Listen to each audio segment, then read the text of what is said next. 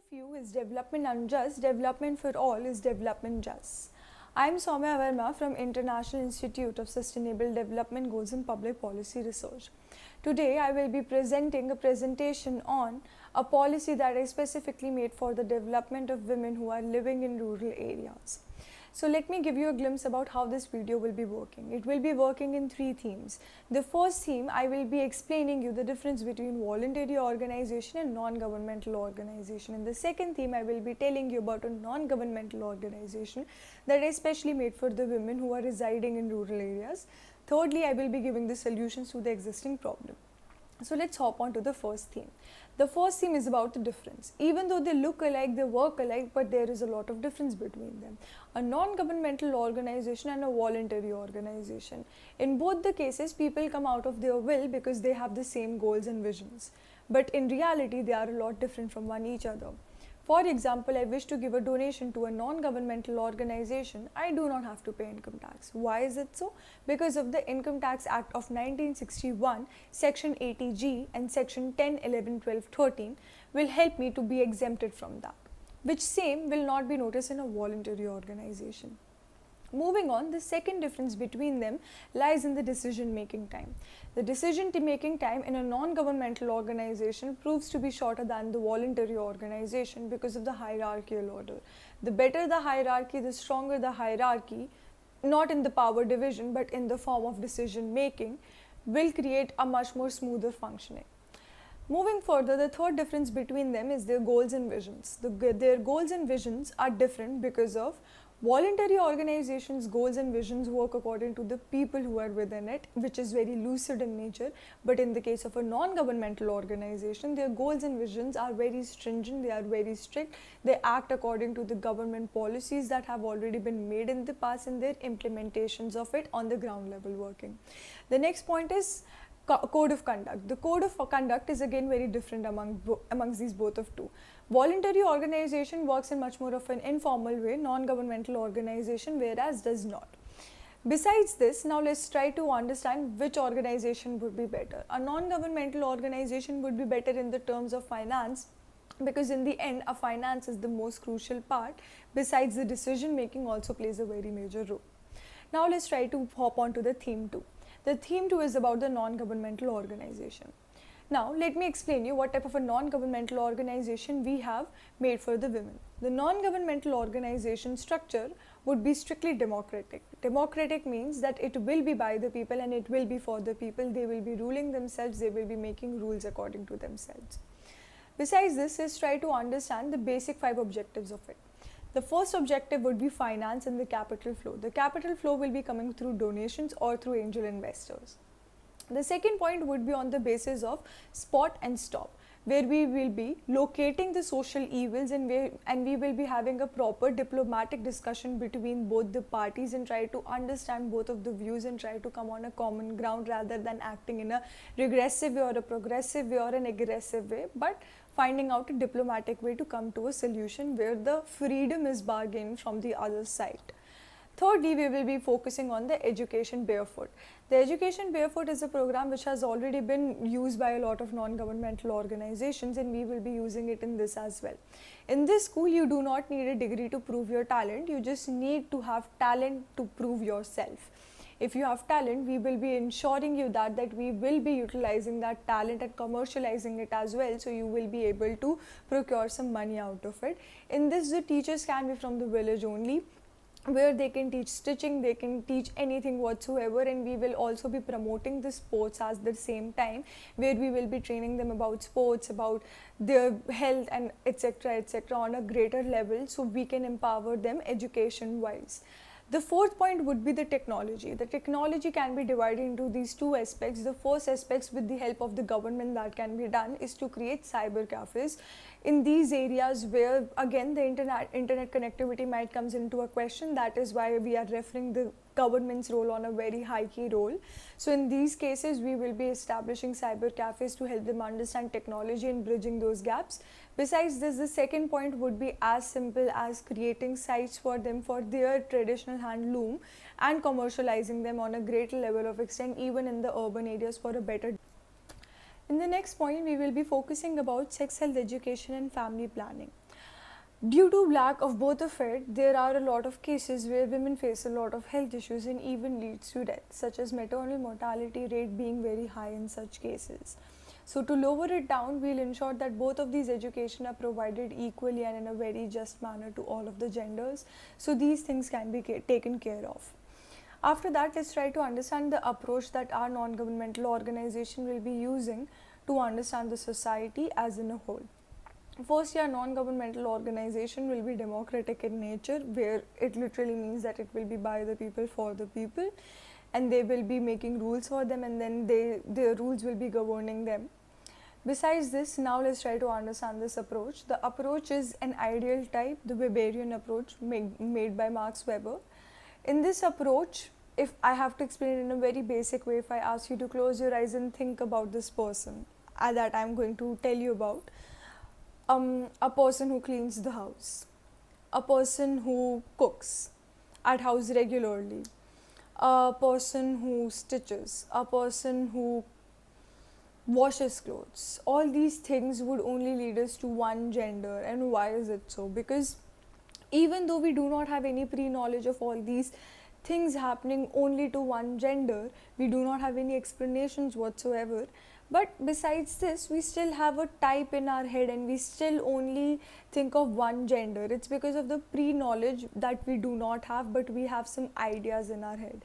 So the ideal, if you were thinking of ideal as in somewhat adarsh, it is not about that. Ideal is somewhat a thing that I would refer to as the ideas, or Max Weber would refer to as the ideas that people have, the pre-notions that we have in our head. For example, democracy would be different for you and democracy would be different for me, but that does not mean that as an idea it would be different, but the perceptions would be different. It's all about the human perspective. So that's how we will be understanding the society. It is used as a mechanism to understand society, but again it is not factually correct because ideas can differ from person to person and the ideas might not be same. But to understand an individual in a society and that how that individual shapes the whole society with their own ideas, it is important and it is very crucial essentially to understand all of these ideas, to frame a policy which inculcates their point. And if we are not able to inculcate their points because of the divergence in the ideas, we are able to create a diplomatic discussion where we are able to inculcate few points of theirs and inculcate our few points over there, and proper discussion and negotiations are done on the same point. So that's how ideal type would be playing a role in this. Now let's try to. Now the Weberian approach follows these basic 5 principles. Let me just read it out to you in a quick manner. Control over uncertainties. Control over uncertainties means that if I faced an issue at one point as being an organization, what I do is that I record it. Once I record it, I will use it in my further uncertainties which I face, which are totally uncontrollable and which are totally unpredictable. But since I have faced something what a similar situation, it would be easier to handle it. Second would be tools and technology. Providing and using tools and technology which comes under my budget. That should be my second principle.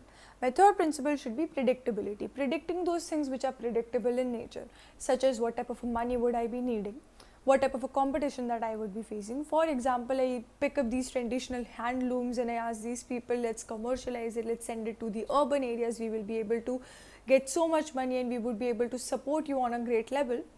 But we also know at the same point there are a lot of fast fashion brands which are already present over there. Would they be able to compete it off? The main questions, the basic predictabilities which anyone can make. Fourth point would be efficiency. The efficiency, if that the organization is efficient enough to handle all of that, a larger plan on that ground level on a proper functions. That is what comes under the efficiency part. Then we will be talking about the calculabilities.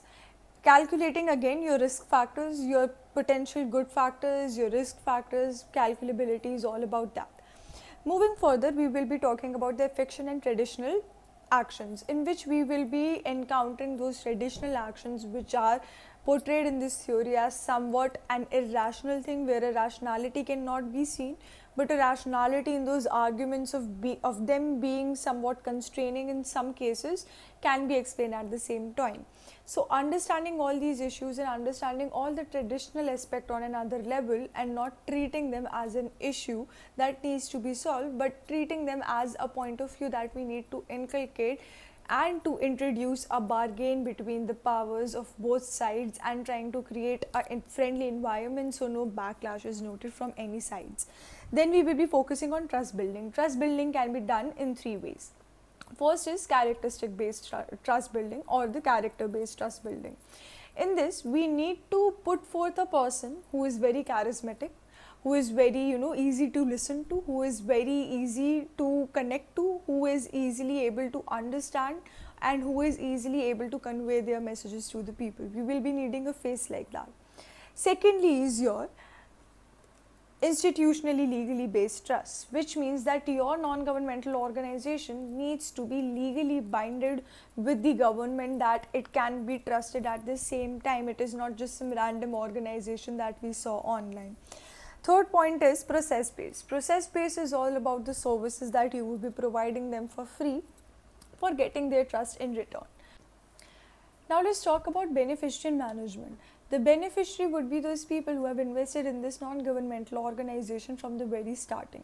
The management would be done on the basis of the Chester-Bernard's theory, which is the human perspective, which follows the input and output method. The input and output method would be somewhat where I produce a good and I turn them into services and provide it to you. It would be my input, and you being on another end, you will be taking those services, you will be procuring those services, and that would be your output, and our profits would be equally divided amongst each others. Now this is the basic theory of it, and we also will be following the open network theory. In this open network theory, the power will be equally divided in this manner that we do not overlap with each other, henceforth giving powers at different sections, so overlap does not happen and one does not get on the top. Now moving further, we will be following the objectives and the orientations of it, which is the structure of orientation. The structure of orientation is divided into 4 parts. The first would be working. Working would be just, equal, and the working while it is being done will ensure that the profits are equally divided and at no place whatsoever it overshadows one or another. Secondly, we will be following services. Services again will be taken care of in that manner that when it is provided to you, then again no overshadowing is being done. Also, corporate social responsibilities are being accepted at the same point, which is environment friendly. Now moving further, we will be following the participation part. The participation would be done by those people whose ideas are aligned with the non-governmental organization.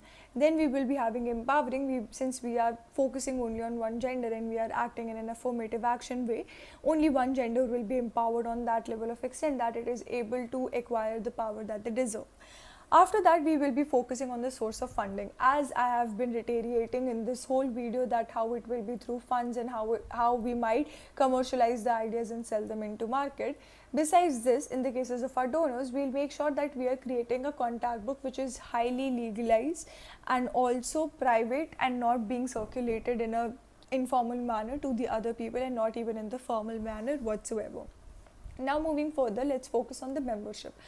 The membership, firstly, as many objectives, as many members. If there are a lot of objectives of it, as many members would be theirs. Like in our cases, there are 5 objectives, which literally means 5 sub-departments would be working. These 5 sub-departments would be needing a lot of people who will be working under it. Moving further, we will be recommending a constitution to those people which ensure a democratic functioning. After that, we will be also finding those ideas which are aligned with the people and which are aligned with the developmental ideas.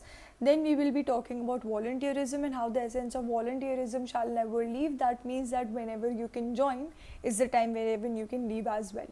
After that, we will be talking about the experience. Experience will not be needed on that level of account. Experience would be somewhat a thing that would enhance your chance of getting into the non-governmental organization, but it can also not be a problem that you will be facing that as a roadblock that you are not able to enter to the non-governmental organization. If an experience is not provided with you beforehand, it will be provided once you enter into this organization. After that, the executive board. The executive board would be those people where experience would be a must, and again, if it is not provided to you, we'll ensure that it is provided to you once you enter into the non-governmental organization. Then we will be talking about the participation with the stakeholders. It is basic 5 ladder. This ladder would be passive participation, in which we will be doing all the research, and the second party, all they have to do is nothing, and we will be doing all of the work on the very first hand. The second step would be the consultative approach. In the consultative approach, you will be telling us about the problems that you face. Then in the contributive approach, we will be telling you what are the solutions that we can provide. Then in the interactive participation, we will be together working on the solutions. Then in the self-mobilization, we will be mobilizing about our ideas in a particular manner, in which we will be either using them as a mechanism that can be mobilized in other areas in which we will be talking about our achievements, or it could be on a total different case, we can make a policy out of it. These are the basic approaches that were taken up in this particular organization, and here we come and here we end the theme 2, and now we will be moving towards the theme 3. The theme 3 will be focusing on the solutions which are given to the pre-hand problems, and already the solutions that have taken up by the government as well.